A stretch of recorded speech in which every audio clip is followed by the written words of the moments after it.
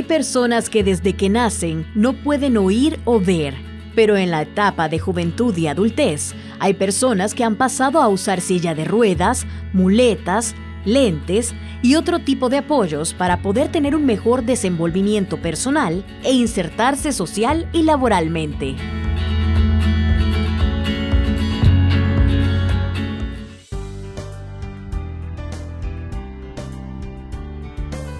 Al mes más o menos de mi nacimiento, descubrió mi mamá como una especie de puntito o rayita en uno de mis ojos. Y pues debido a esto y a otros síntomas, me llevaron al médico y allí pues empezó toda esta aventura de descubrir que mi diagnóstico era ceguera total. A los 17 días, ellos me operaron. Me dijo el médico, botaste mucha sangre, has botado mucha sangre, compañero, te vamos a dormir con toques eléctricos. Yo solo me acuerdo que encendieron un motor, tenían un motor y lo encendieron y con choques eléctricos y el otro con la sierra. Cuando me quitaron el pie a los 17 días, aquí está, mira. De aquí para abajo ya no la tengo, es la pierna, la prótesis. Se me infestó el carcañal, se me encangrenó y no me pudieron controlar esta herida, ni con cremas, ni con agua con sal, inyecciones. Ellos hicieron todo lo posible, pero no fue posible. Bueno, yo tuve una pequeña caída que realmente no pensé que me cambiara, o sea, tan drásticamente. Solo fue una caída sin importancia. Me caí, me deslicé y caí así como estoy sentada.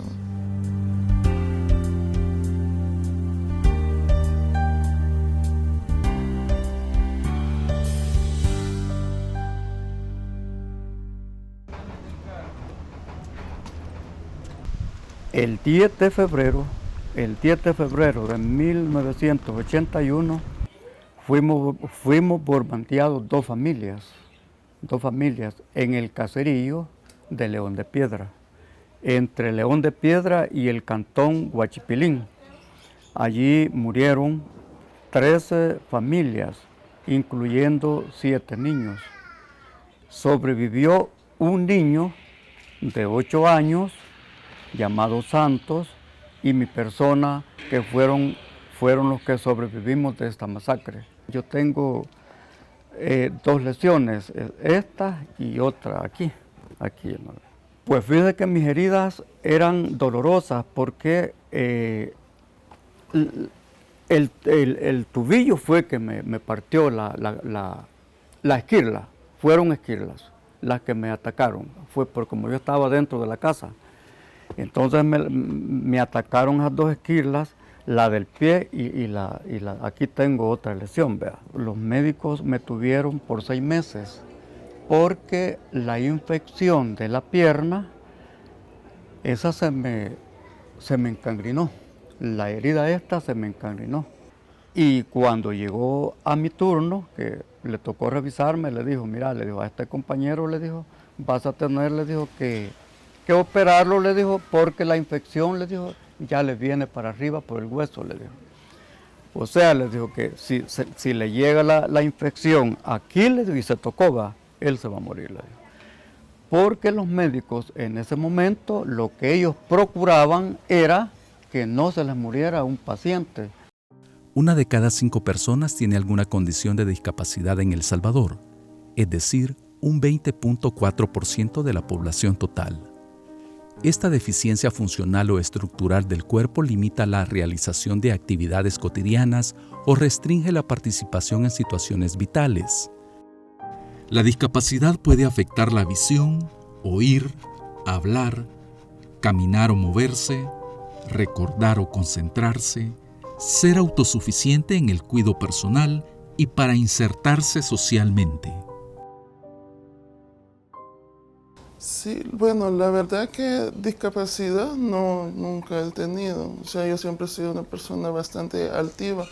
Realmente hasta en mi trabajo andaba yo así. De esa caída derivaron muchas cosas que en su momento yo traté de pararme, pero no pude. Pero sin embargo busqué la forma como levantarme y estaba elaborando en un restaurante. Cuando se me enfrió el cuerpo quedé lo que es rígida y no me pude mover. De ahí tuve incapacidad de 15 días porque me tomaban radiografías, pero no salía realmente el problema. Entonces yo decía que más que todo era como el mayugón, decía yo. Porque ya me costaba agacharme, no podía levantar cosas pesadas, se me dormían las piernas, se me entumecían, de repente se me aguadeaban, de repente caía así. Entonces ya, pero no, sin embargo el dolor era bastante persistente. La discapacidad es una condición con la que se puede nacer o padecer a lo largo de la vida por alguna enfermedad, accidente, lesión o incluso con la vejez. En El Salvador, un 65% de las mujeres que pasan de los 60 años de edad enfrenta alguna discapacidad, mientras que a los hombres con el mismo perfil afecta al 53.1%. En ambos casos, la afectación es para moverse, ver, oír, pensar, recordar, relacionarse con otros o cuidar de sí mismos. El perfil funcional de la discapacidad puede agruparse en 3 categorías. Único, cuando la persona solo tiene una discapacidad que puede ser visual o motriz. Dual, cuando la persona tiene 2 clases de dificultades funcionales. Múltiples, cuando tiene 3 o más dificultades funcionales. Sandra padece discapacidad producto de una caída. Su calidad de vida depende de los cuidados médicos, pero también de la protección de su entorno. Imagina que según los estudios que me he hecho tengo cuadraplexia espática. Entonces realmente, ahorita estoy como paraplegia, pero me dijeron de que como iba perdiendo las fuerzas en los brazos, entonces iba a quedar parapléjica de aquí para abajo. ¿Sí? Un examen que me hicieron fue tengo hasta desnervación en lo que es la lengua. Desnervación aguda, cosa que le llama la atención a los médicos porque tengo eso, lo que es en la lengua. Supuestamente tengo problemas con lo que es con la médula, con el área de los nervios, porque tengo también desnervación aguda severa en lo que es el labio de aquí para abajo.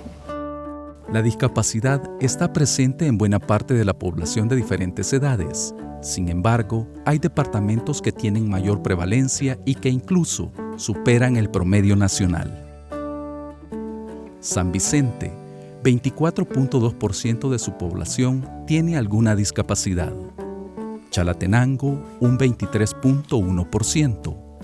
Cabañas, 22.4%. Usulután, 22.3%. Y La Libertad, 21.8%. La discapacidad impacta casi en iguales proporciones a la población del área rural como urbana. La dificultad visual es la discapacidad con mayor incidencia. Esta afecta a 64 personas de cada 100, seguido por las dificultades del habla, las psicosociales, las de autocuidado personal y las auditivas. Sin embargo, la deficiencia de visión afecta al 68.2% de las mujeres y al 60.2% de los hombres. A nivel motriz, el 36.4% afecta a las mujeres y un 35% a hombres. Las dificultades intelectuales también afectan a más de las mujeres con un 31.7% y un 27.9% a los hombres. Margot es universitaria graduada en comunicaciones. Su discapacidad es de origen. Eso llevó a sus padres a prepararla y formarla para que lleve una vida con la mayor independencia posible. Tanto los familiares como la misma persona con discapacidad deben ser los primeros en asumir la vida con la discapacidad. Eso es yo creo, eso es lo primero. Porque normalmente existen muchos mitos de que, bueno, la persona, uno de los más grandes es que la persona que tiene la discapacidad debe ser asistida. Y asistida en todo. Debe haber un asistencialismo grande para la persona que tiene la discapacidad. Y si bien es cierto,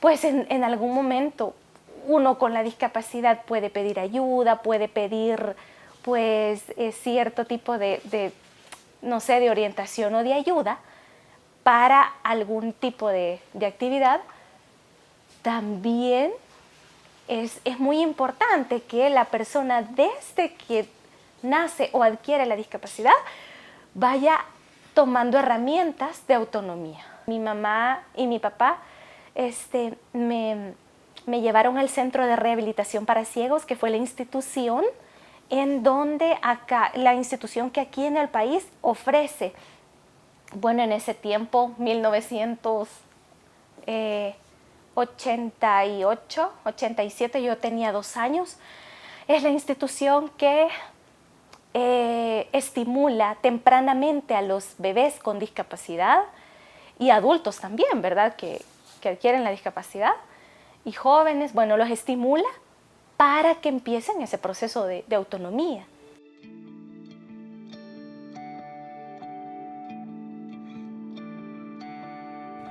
De acuerdo a datos del estudio realizado por la UNFA y el CONAIPD, en El Salvador, para las personas con discapacidad, la edad puede ser un factor que lleve a una condición de discapacidad leve o severa. Así, por ejemplo, las dificultades motrices afectan a un 14.3% de la población de 0 a 14 años. De los 15 a los 29 años, afecta a un 15.4%, los que están entre los 30 a 59 años, afecta a un 28.3%, y a los mayores de 60 años, afecta a un promedio del 52.6%. En el caso de las dificultades intelectuales, afecta a un 42% de la población de 0 a 14 años, un 25.2% a la población de 15 a 29 años, un 24.5% a los de 30 a 59 años y un 35% a los mayores de 60 años. En lo que respecta a las dificultades del habla, un 22.7% afecta a las personas de 0 a 14 años, un 11.8% a los de 15 a 29 años, un 6.8% a los de 30 a 59 años y un 9.8% a los mayores de 60 años. La discapacidad visual afecta a un 29.6% a los de 0 a 14 años, un 59.1% a los de 15 a 29 años, un 68.3% a los de 30 a 59 años y un 68.9% a los de 60 años y más. Estoy en unas como en unas capacitaciones de locución en una radio, por ejemplo, para poder hacer unas prácticas en una radio. Y nos pasaron el sábado pasado, nos pasaron una evaluación escrita y la pasaron y yo sin nada, ¿verdad? Y bueno, ¿y cómo hacemos? Entonces me dijo, el coordinador me dice, mire, me dice, oral se la vamos a hacer, me dice, porque aquí no tenemos, me dice, cómo dársela escrita. No se toma en cuenta que en una capacitación, en una formación, en un estudio, en un trabajo, en lo que sea, no se tome en cuenta o no se piensa que una persona que tiene cualquier discapacidad va a llegar a tomarlo. Entonces, ¿qué tiene que hacer la persona con discapacidad? Tiene que rebuscarse y tiene que ver cómo se involucra. Porque no existe eso de prepararse, ¿verdad? De no existe eso.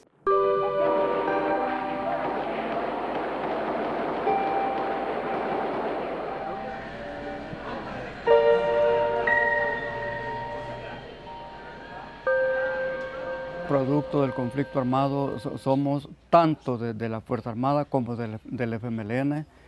Andamos alrededor de como unos 70,000, digo yo, lisiados de guerra. Unos ciegos, otros sin manos, otros en sillas de ruedas y otros que quedaron sin las dos piernas a consecuencia del conflicto armado. Otros cortados de una mano y sin un ojo. La discapacidad que presenta la población salvadoreña puede medirse de acuerdo a la funcionalidad, que puede ser leve o severa. En el caso de don José, la prótesis a la que tuvo acceso mediante una donación le facilitó la reinserción social, laboral y familiar. Empecé a tener un ambiente mejor y empecé a vivir una vida normal. Ya no me preocupaba de que me habían volado la canilla, sino que ya cuando me vi que yo podía caminar, claro, se me nota, ¿verdad? Ya no es igual, pero puedo caminar, puedo movilizarme, ¿verdad? Con eso es suficiente. Ya no me acordaba de que me habían cortado la canilla. O sea, me sentí bien, completamente me sentí bien, ya no sentía eso. Claro, es normal, durante 6 años, sí, yo no podía borrar esos momentos difíciles, ¿verdad? Y en la noche yo soñaba pues que me seguían, que reventaban grandes bombas cerca de mí, pero cuando yo despertaba sabía que era un sueño. Pero sí logré entrar a ese ambiente, ¿verdad? Que como que andaba la canilla, ahora siento que como que ando la canilla. La madre de don José quedó con discapacidad producto de una caída, lo mismo que le ocurrió a doña Sandra, quien ahora debe seguir sus controles para evitar que su salud se deteriore. Aunque a veces yo me siento mal porque no puedo disfrutarlo como antes, o sea, digamos, ir a caminar, ir a conocer lugares. Porque a mí me gustaba mucho el campo, ir a acampar, acampaba con mis hijos mediante la iglesia, entonces tener actividades físicas a mí me gustaba mucho. Todavía hace unos par de años atrás jugaba con mis hijos para darle una buena infancia, se podría decir, a pesar del tiempo como estábamos. Pero yo salía a jugar con ellos, pelota, fútbol, andar jugando mica, atrapar ayuda y cosas así. El estudio realizado por el UNFA y el CONAIPD, en El Salvador las personas con discapacidad enfrentan diferentes índices estructurales que impiden el disfrute de una vida justa, libre, independiente, saludable y segura. En el caso de Margot, ha enfrentado obstáculos para acceder a un empleo, lo que le impide tener una mayor independencia económica. Para lograr la inclusión, según el estudio, se necesita servicios integrales de empleo, asistencia técnica, servicios de formación, cumplir con las cuotas de contratación de un mínimo de personas con discapacidad y sanciones para los empleadores que incumplan, entre otras. Yo actualmente ahora tengo mi licenciatura, mi título de licenciatura, tengo la certificación de discapacidad, ya tiene pero experiencia. cabal, ya tengo la experiencia, bueno, solamente en radio. Y aparte que la situación de empleo, pues o sea, está bien difícil. Escribir un mensaje de Margot WhatsApp. se vale de la tecnología para comunicarse, pues su gran apuesta es volver a las cabinas radiales y ser locutora y operadora.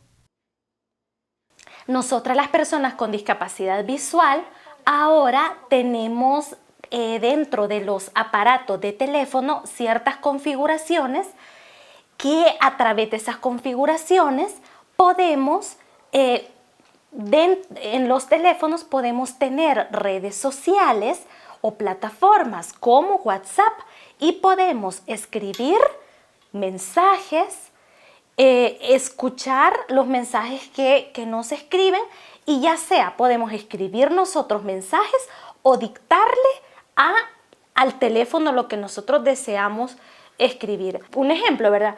Vamos a escribirle un mensaje a doña Olga para que con la aplicación VoiceOver, que es una aplicación especial para personas ciegas, y la asistente virtual de Siri. Entonces vamos a poner, todo es a base tocando. Los mensajes WhatsApp 8, botón El atrás. teléfono tiene un lector de pantalla, que el lector de pantalla va describiendo lo que aparece en 8, pantalla. botón atrás. Por 8, ejemplo, acá tengo los contactos de WhatsApp. Entonces, con el dedo se va deslizando. Olga Chacón. Mensaje de voz. Aquí la tengo, a Duración, doña Olga. 3 segundos. Además, podemos también enviar dibujos, imágenes. ¿Cómo lo vamos a hacer? En el tema de la habilitación de las personas con discapacidad, es importante, según el estudio, dar un trato personalizado con apoyo variado, servicios médicos, terapias, medicamentos e intervenciones a nivel familiar y comunitario y acceso a servicios capaces de activarse oportunamente en cualquier momento. La discapacidad puede llegar a la vida de las personas en el momento menos esperado, a cualquier edad, sin distinción de profesión, oficio u estrato social.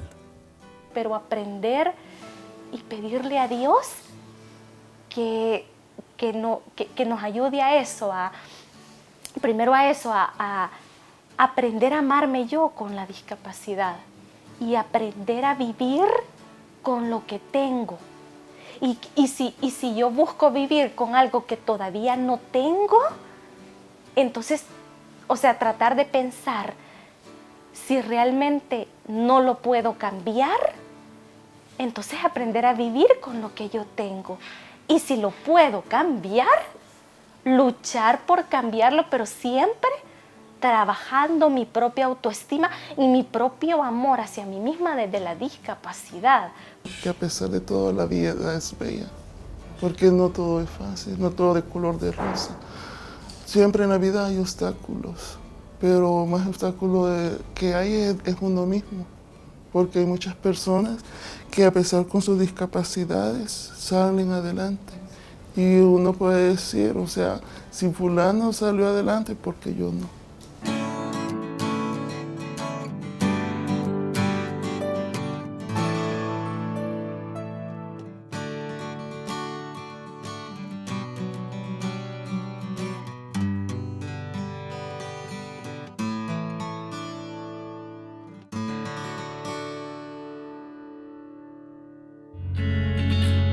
A continuación, el editorial.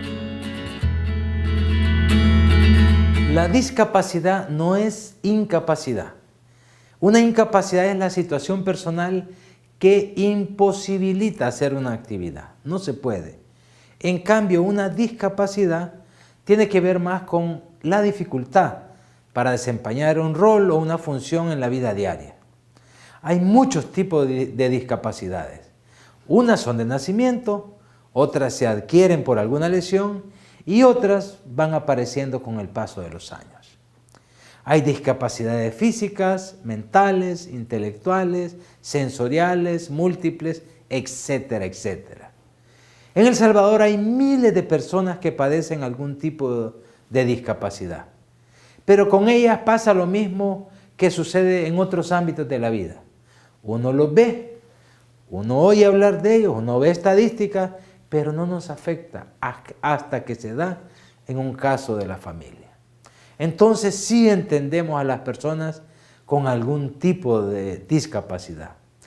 Y esto es clave, la familia es clave, porque según estudios recientes, las sociedades actuales se estructuran conforme a diferentes formas de desigualdad social. Pues fíjense que con el tiempo la discapacidad se ha convertido en un factor de desigualdad social también. Como en la cabeza tenemos estereotipos que nos hacen pensar que las deficiencias biológicas impiden que las personas se integren plenamente a la sociedad, entonces las apartamos, las excluimos porque no son normales, las hacemos a un lado. Pero esto no puede ser. Y en esta lucha la familia es fundamental, insistimos, y también es clave el apoyo del Estado. De lo que se trata cuando hay una discapacidad es que la persona potencie sus puntos fuertes y haga de la discapacidad no algo negativo, sino una característica personal más suya. Sí, la discapacidad limita, pero no imposibilita y hace que otras capacidades se desarrollen más en la persona. Insistimos, la familia es fundamental, porque dependiendo de cómo asume la familia la discapacidad de uno de sus parientes, así se lo transmitirá a la persona implicada. Las personas que padecen alguna discapacidad tienen otras riquezas de capacidades y potencialidades que tienen que desarrollar. ¿Qué se necesita para demostrarlas? Oportunidades, porque sin oportunidades no se pueden demostrar las capacidades.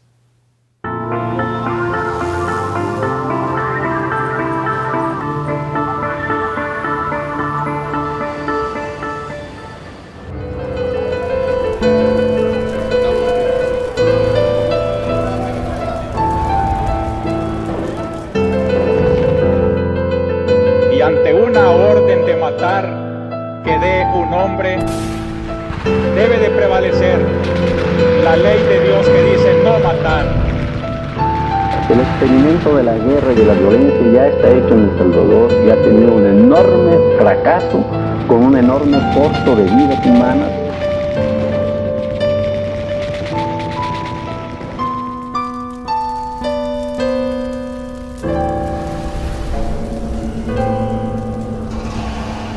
Gutiérrez me dijo, mire Ramos, me dijo, yo quiero que usted vaya a hablar con Monseñor Romero.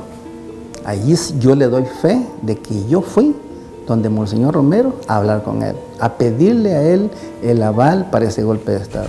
La reunión con Monseñor Romero queda para el 7 de octubre. Es domingo y Monseñor celebra la misa en Basílica, con bastante asistencia de gente, según señala el mismo Monseñor Romero. Después de la misa, atiende a 3 periodistas extranjeros. Por la tarde, celebra una confirmación que es preparada por los padres dominicos. Ya en la noche, él atiende a 2 militares. Bienvenidos, esto es Memorias de Vida. Monseñor Romero no nos dijo sí o no, no, él no nos dijo no. A mí me parece factible, dijo él, me parece factible. Y los objetivos que tiene están bien. Eso es lo que dijo él. Si el golpe de Estado es un éxito, cuenten conmigo. En el siguiente domingo, después del golpe de Estado, mi homilía va a ser dirigida al golpe de Estado y allí los voy a respaldar. Eso fue lo que nos dijo él. La noche visita de 2 militares que me hablan confidencialmente de sus proyectos en la renovación del gobierno. Estaremos a la expectativa durante esta semana, mientras tanto les prometí mis oraciones y toda la colaboración oral que la Iglesia puede ofrecer en tan delicadas circunstancias. Ese día, 15 de octubre, yo le entregué el mando a mi coronel Gutiérrez, tipo 11 de la mañana, cuando ya todos los cuarteles estábamos confirmados. No hay ni un muerto, no ha habido ni un muerto, el golpe se ha llevado a cabo de acuerdo al plan, yo le quiero entregar esto, hicimos él y yo, y él me la firmó, de que yo no era responsable de ningún muerto. Entonces él, cuando ya tomó la dirección, me dijo, entonces lo nombro a usted, me dijo, comandante, me dijo en este momento, de la situación militar. Ya bastante tarde, como a las 15, comenzó a rodarse la noticia por radio, porque el presidente Romero había abdicado y se había marchado a Guatemala. Se notaba en el ambiente un respiro de esperanza, aunque al mismo tiempo el temor de haber sido un golpe militar hace poner la reacción de las fuerzas de izquierda que ya llamaban a la insurrección popular. También votones por la extrema derecha que sentirá provocada por el manifiesto del nuevo gobierno que promete muchas reformas en el campo económico y social. Esperamos en Dios que sepa comprender la buena voluntad y que entre todos busquemos salir de esta crisis del país. Que después del golpe sí tuve nuevamente comunicación con miembros dirigentes, porque las manifestaciones siguieron. Eso siguió siempre siguió. Una visita a las 9 en nombre de la nueva junta presidencial. Me pedía que apresurara una palabra de llamamiento a la cordura, ya que se comenzaban a ver brotes de reacción en el campo de izquierda. En Mexicano, en Soyapango, había brotes de violencia, de amenaza, de provocación, y que ellos, los nuevos gobernantes, no podían dejarse provocar. Llamamiento pastoral ante la nueva situación del país. Desde ayer, El Salvador ha entrado en una nueva y delicada coyuntura de su historia. Una insurrección militar depuso al gobierno del general Carlos Humberto Romero. Nuestra iglesia, que desde su propia identidad y por exigencia evangélica se ha comprometido a acompañar al pueblo en todas sus vicisitudes, siente la responsabilidad de decir su primera palabra ante esta nueva situación. No se trata de una palabra política, sino de una reflexión a la luz de nuestra fe cristiana. Por eso, ante todo, se eleva a Dios como una oración y de allí toma luces y energías para orientar al pueblo o interpretar ante el nuevo gobierno los justos anhelos de liberación de los salvadoreños. Monseñor Romero se compromete a comentar el golpe de Estado en la próxima homilía. El 21 de octubre de 1979, Monseñor explica en la misa dominical la misión de la Iglesia en medio de la crisis del país. Que si hay un conflicto entre el gobierno y la Iglesia, no es porque la Iglesia sea opositora política del gobierno, sino porque el conflicto ya está establecido entre el gobierno y el pueblo, y la Iglesia defiende al pueblo. Monseñor Romero es monitoreado por la Embajada de los Estados Unidos.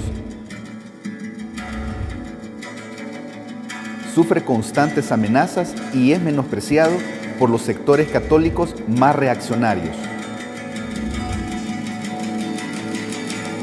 Para él quizás lo más doloroso es que sus propios hermanos, obispos, estuvieran, digamos, en contra de su labor, ¿no? Y constantemente lo estaban criticando. Pero sin embargo él siguió los pasos, ¿verdad?, del Señor, siguió los pasos del Evangelio, siguió los pasos de la Iglesia, ¿verdad? Y yo creo que eso fue lo que lo llevó, digamos, a la muerte, ¿no? Hasta las últimas consecuencias. Los capitanes Álvaro Saravia y Eduardo Ávila planifican y ayudan en la ejecución de la conspiración junto a Fernando Sagrera y Mario Molina. Esa misma mañana, Monseñor Romero va a la playa, siente la necesidad de confesarse y se dirige a la residencia del Carmen en Santa Tecla. El objetivo de la conspiración es asesinar al arzobispo Romero. El ex mayor Dawinson da la orden de matar, según la Comisión de la Verdad. Monseñor visita a su confesor habitual, el padre jesuita Segundo Ascue. Amado Antonio Garay, motorista del ex capitán Saravia, es el encargado de trasladar al tirador hasta el Hospital de la Divina Providencia. A las 6 de la tarde, Monseñor oficia una misa por el aniversario de la muerte de la señora Sara Meardi. Como a las 6:30, los asesinos llegan con el Volkswagen de color rojo frente a la puerta principal de la capilla del Hospitalito. Fue nuestra sangre al sufrimiento y al dolor como Cristo, no para sí, sino para dar potente de justicia y de paz a su pueblo. Unamos pues últimamente fe y esperanza a este momento de oración por doña Sarita y por nosotros.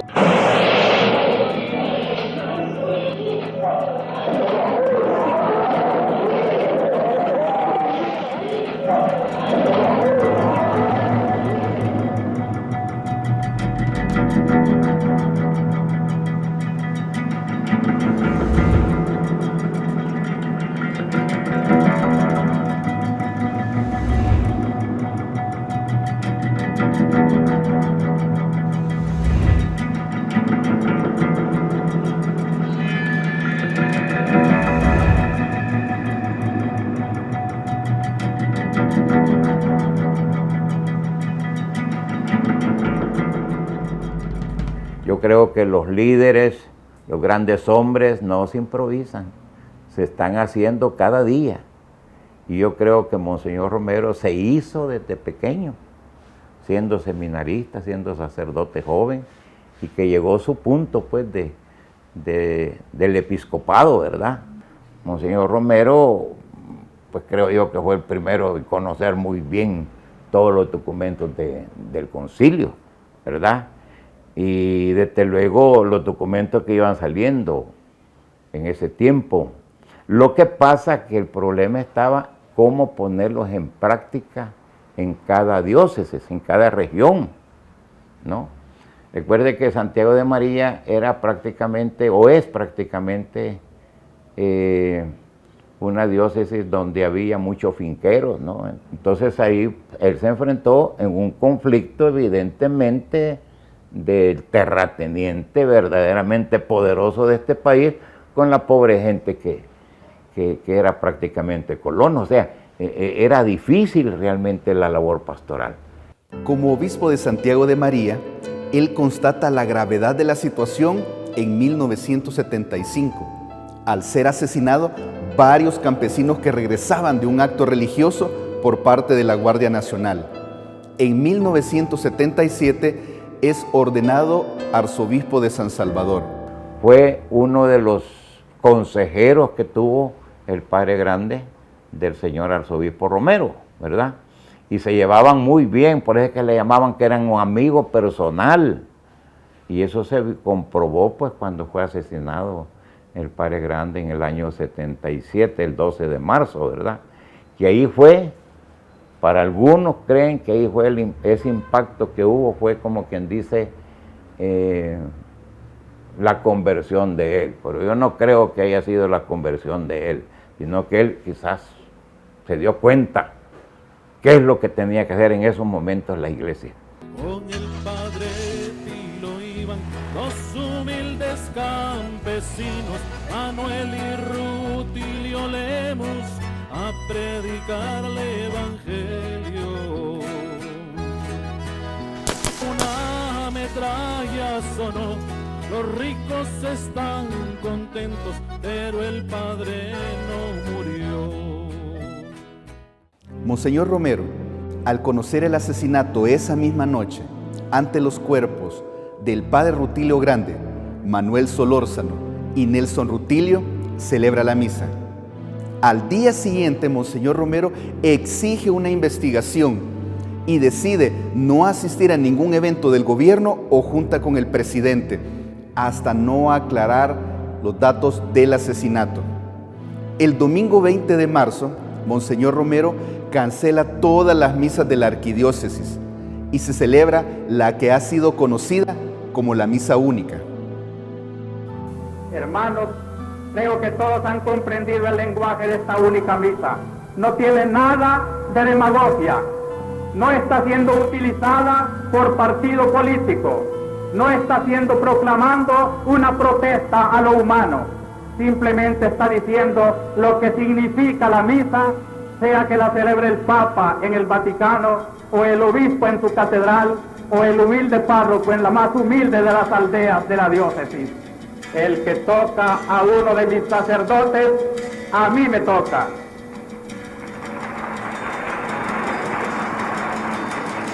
Que Monseñor Romero no estuvo solo, estuvo apoyado por los sacerdotes de la arquidiócesis, por sus sacerdotes, estuvo apoyado por las religiosas, que muchas religiosas realmente están, de ahí comenzaron una labor pastoral inclusive de las religiosas. Entonces él sentía ese apoyo de la iglesia, ¿no? Y ya no se diga por los seglares, por los catequistas, etc. Entonces, claro, algunos obispos, con aquel celo apostólico que siempre hay, ¿verdad?, estaban en contra de él. Entonces el que hablaba de injusticias, el que se levantaba, por ejemplo, era un comunista, estaba en contra del régimen, en contra de la situación.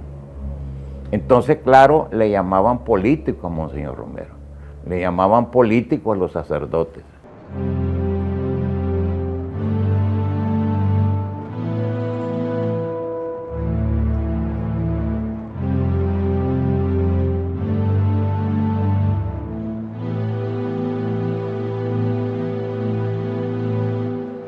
era terrible. Ahí no podíamos quedarnos solo parados.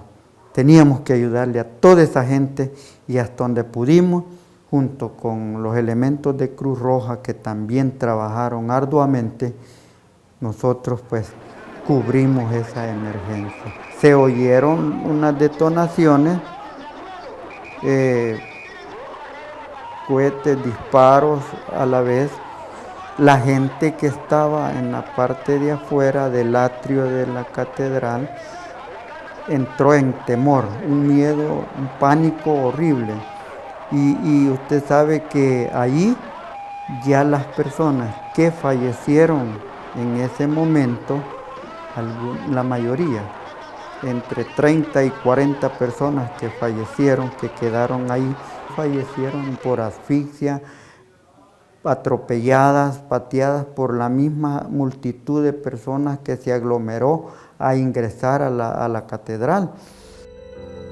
Su asesinato, junto al incremento de la represión y el fracaso de la ofensiva general por parte de la guerrilla en enero de 1981, desencadenan la guerra civil.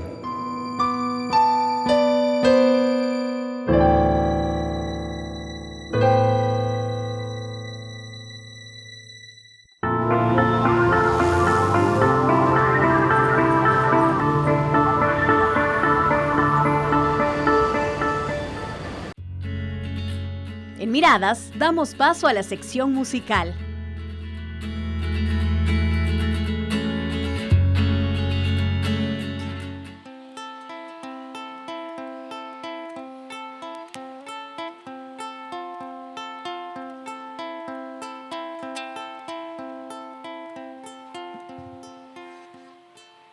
Anoche soñé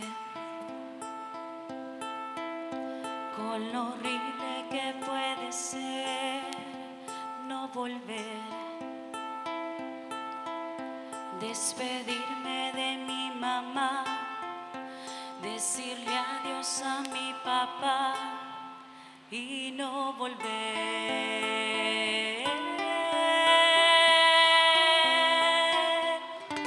Pasó de repente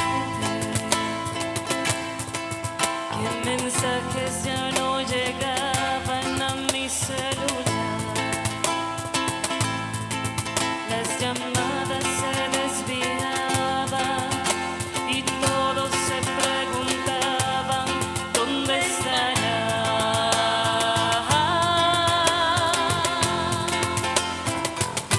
Mi familia llora, mis amigos sufren.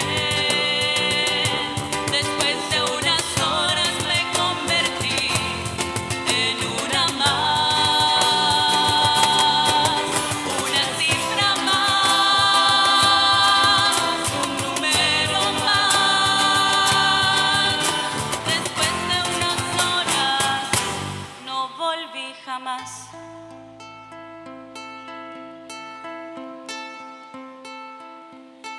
Y vino la culpa por no saber cuidarme o por cómo vestía.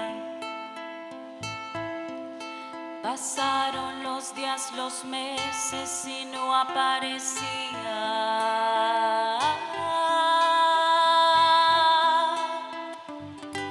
Lograron hallarme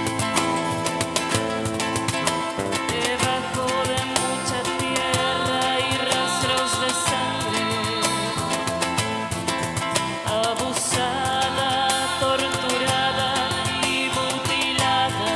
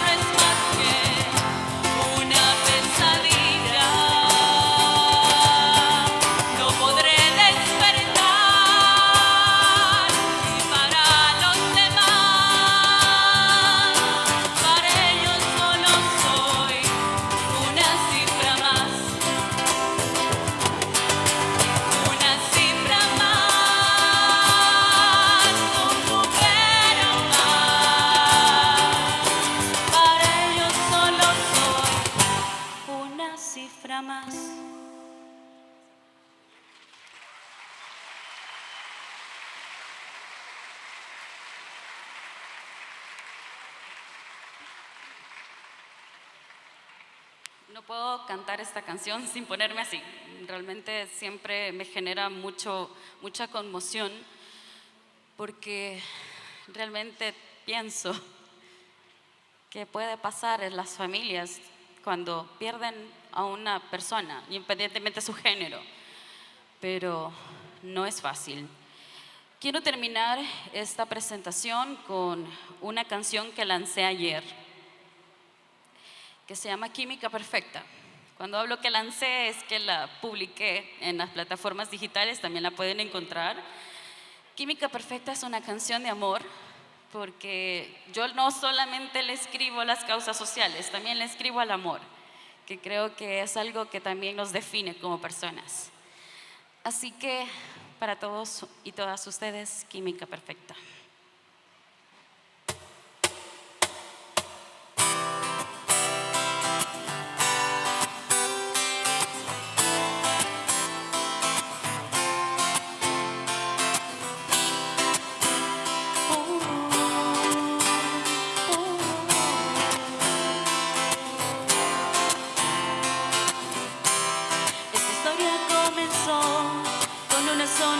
Tierna, unos ojos que se vieron y una química perfecta, unas manos que tocaron una dulce melodía y unos labios que dijeron hola mi niña bonita.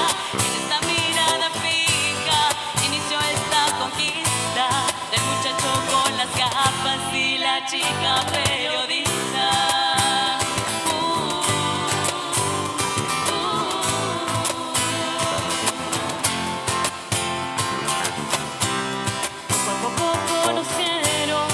Comida favorita, los talentos, los humores y las mañas definidas. Café de la mañana, el cigarro por comida y una cerveza bien fría para estar en compañía. Y pasaron los momentos, disfrutaban los paseos, se usaban sin medida, se amaban día a día.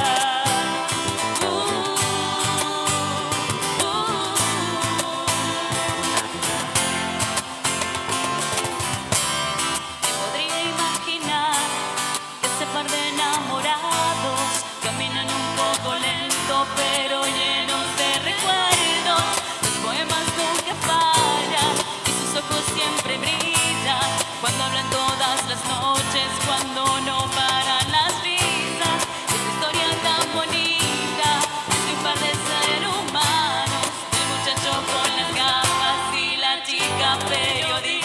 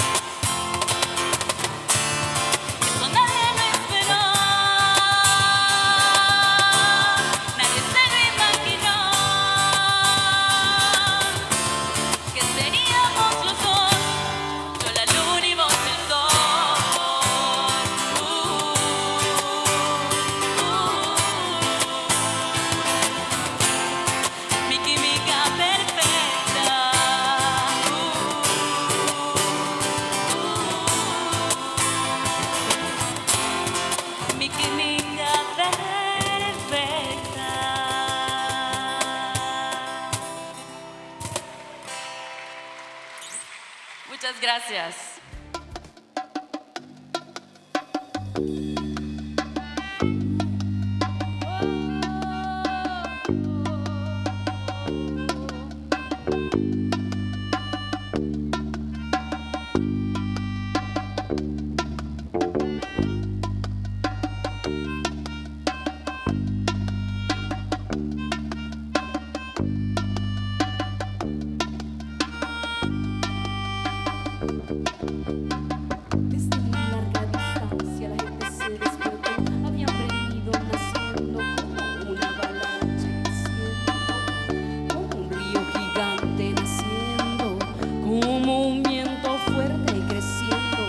como un ciclón, sí, como un ciclón, como un ciclón. Cuando la pudieron ver, no lo podían creer. Su cerebro les creaba una gran contradicción. Sí, contradicción. ¿Cómo era posible tan pequeña parecer, tan débil parecer, tan frágil parecer y crear tan grande conmoción? Conmoción. No podían entender porque nunca podrían ver que ella no era solo ella, era su madre, su hija, su hermana, su abuela, su pasado, que apoyaban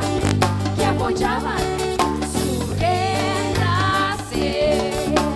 Ese gran estruendo lo causaba su mujer, tu mujer. Por eso es que cuando una habla es con la voz de muchas que callan. Por eso es que cuando una reacciona lo hace por muchas que aguantan y aguantan. La equidad debe llegar ya, la equidad hay que exigirla ya. No me digas lo que me debe tocar, que estoy viva y no quiero callar más.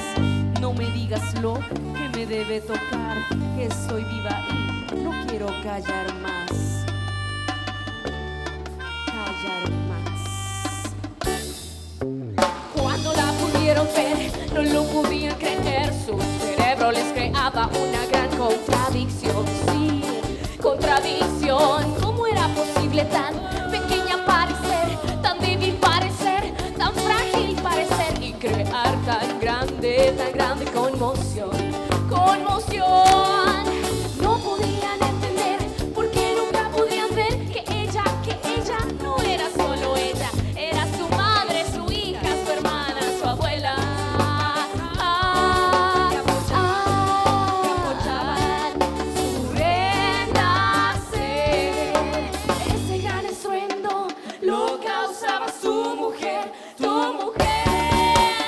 Ese gran estruendo lo causaba su mujer, tu mujer.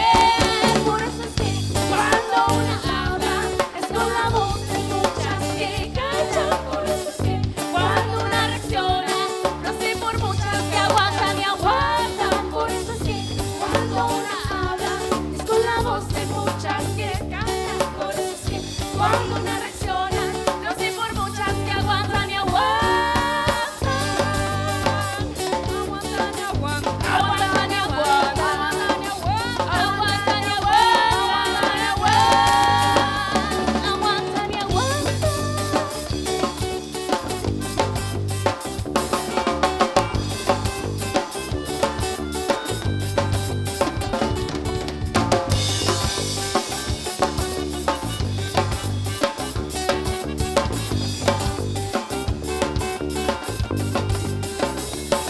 Por eso es que cuando una habla es con la voz de muchas que callan. Por eso es que cuando una reacciona lo hace por muchas que aguantan y aguantan. Por eso es que cuando una habla es con la voz de muchas que callan. Por eso es que cuando una reacciona lo hace por muchas que aguantan y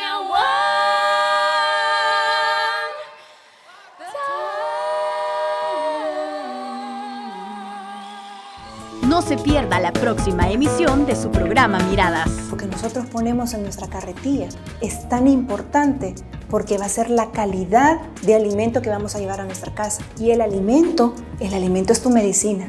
Va a ser lo que nos va a dar a nosotros la capacidad para poder prevenir enfermedades.